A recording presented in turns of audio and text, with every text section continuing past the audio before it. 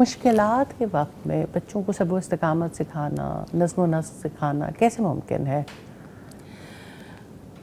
بڑا یعنی ایسا سوال ہے جو بڑی وسعت رکھتا ہے۔ صبر و ضبط ایک یعنی بذات خود ایک بہت بڑا محاذ ہے، اور ڈسپلن بذات خود بہت بڑی بات ہے، لیکن ہمارا دین اتنا آسان ہے۔ دین پر آپ عمل کرتے ہیں تو اللہ سبحانہ تعالیٰ کس طرح سے مددگار ہوتے ہیں نا۔ مثال کے طور پر ڈسپلن کی بات ہے تو نماز ڈسپلن کے لیے کتنا بڑا کردار ادا کرتی ہے۔ تو انسان صرف زبان سے ڈسپلن نہیں سکھا سکتا، اس کے لیے ماحول سے گزارنا بہت زیادہ ضروری ہے۔ ہر روز فجر کے وقت اٹھنا، ہر روز عشاء سے یعنی سونے سے پہلے نماز ادا کرنا، ہر روز صبح کے وقت اٹھتے ساتھ دعا کرنا، صبح کے اذکار، شام کے اذکار، رات کو سونے سے پہلے ذکر، ہر روز تلاوت کرنا، ڈسپلنڈ ہو رہی ہے نا لائف۔ اور دو طرفہ یعنی صبح بھی شام بھی۔ صبح کا وقت ہوتا ہے چلنے کے لیے، رات کا وقت ہوتا ہے رکنے کے لیے۔ تو زندگی کیا ہے؟ چلنا رکنا۔ اور اگر آپ چلنا اور رکنا سیکھ لیتے ہیں تو آپ ڈسپلنڈ ہو جاتے ہیں الحمدللہ۔ یہ تو ایک بات ہے کہ اللہ سبحانہ تعالیٰ نے ہمیں جو دین دیا ہے، جو عبادات دیں، جو اذکار، جو تلاوت، جو ایک لائف سٹائل دیا نا، اس میں بہت گنجائش ہے ڈسپلنڈ ہونے کی۔ اب آپ یہ دیکھیں کہ ایک انسان اگر نماز پڑھتا ہے، نماز کے وقت پہ وہ یعنی اس کی پابندی کرتا ہے، تو وقت کی پابندی نہیں سیکھتا، کیونکہ نماز نے تو اپنے وقت پہ شروع ہو جانا ہے۔ پھر آپ دیکھیے جس طرح یعنی اسکول جانا ہے، یا اسی طرح سے جیسے کالج یا یونیورسٹی جانا ہے، ایک بچہ جو اللہ سبحانہ تعالیٰ کے آگے سر جھکانا سیکھتا ہے، اور امام کے کوشن پہ امام جیسے کہتا ہے اللہ اکبر تو ہاتھ اٹھاتا ہے، میں کہتی کیا ہی خوبصورت طریقہ ہے بندگی کا۔ یہی تو زندگی ہے کہ آپ کو پتہ ہو کہ کوشن اور کوشن کے بعد آپ کا عمل، تو آپ کا ہاتھ اٹھانا، آپ کا ہاتھ باندھنا، رکوع میں جانا، کہیں بھی آپ آگے نہیں جا سکتے۔ ڈسپلن اور کیا ہوتا ہے کہ آپ کو یہ پتہ ہے کہ آپ نے ہر سٹیپ پہ کس موقع پر کیا کام کرنا ہے، اور فوجی ڈسپلن ہے، زبردست قسم کا ڈسپلن ہے ہمارے دین میں جو سکھایا جاتا ہے۔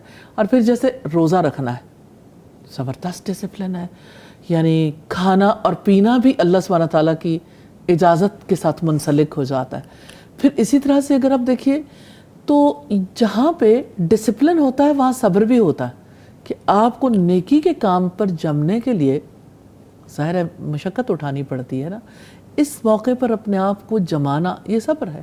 جی بالکل۔ اور اسی طرح سے برائی سے روکنے کے لیے مثلا غفلت سے انسان روکا، اسی طرح سے شیطان تو وسوسے ڈالتا ہے کہیں نہ کہیں تھوڑا بہت آگے پیچھے کر کے نماز سے پیچھے ہو جائیں، یا اسی طرح سے روزے سے، یا اسی طرح نیکی کے کاموں سے، تو یعنی اس پہ جماؤ ایک اور اعتبار سے بھی ہوتا ہے، نیکی پر چل کے اور بدی سے رک کے۔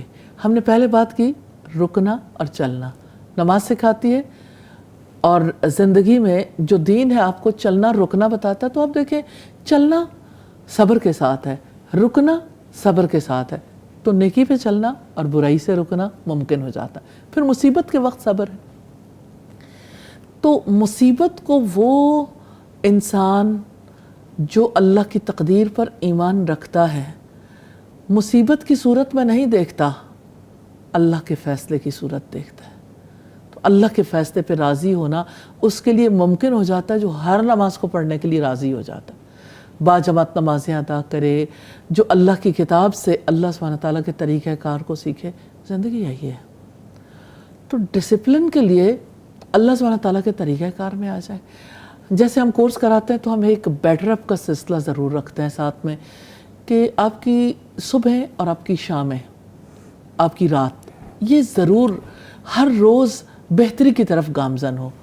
تو جب صبح کا وقت آپ کا اللہ سبحانہ تعالیٰ سے دعا میں، اذکار میں، تلاوت میں گزرے، نماز ہے، اور رات سونے سے پہلے کی نماز ہے، اذکار ہے، اور اللہ سبحانہ تعالیٰ کے سپرد کر کے آپ اپنے آپ کو سو رہے ہیں، تو آپ کو رکنا اور چلنا دونوں آپ کے درست ہو جاتے ہیں۔ اور یہ اگر دو کنارے اگر آپ ان کو بہتر بنا لیں تو الحمدللہ باقی درمیان کا حصہ، باقی نمازیں جو ہیں وہ اس کو درست کرتی رہتی ہیں الحمدللہ.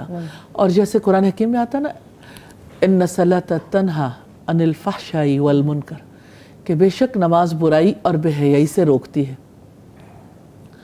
تو الحمدللہ باقی جو روک ہے وہ نماز بھی لگاتی ہے اللہ تعالیٰ کے فضل و کرم سے. تو جو انسان اللہ سبحانہ تعالیٰ کے کوشن پہ سر جھکانا سیکھ لیتا ہے وہ صبر کرنا سیکھ جاتا ہے. بے شک.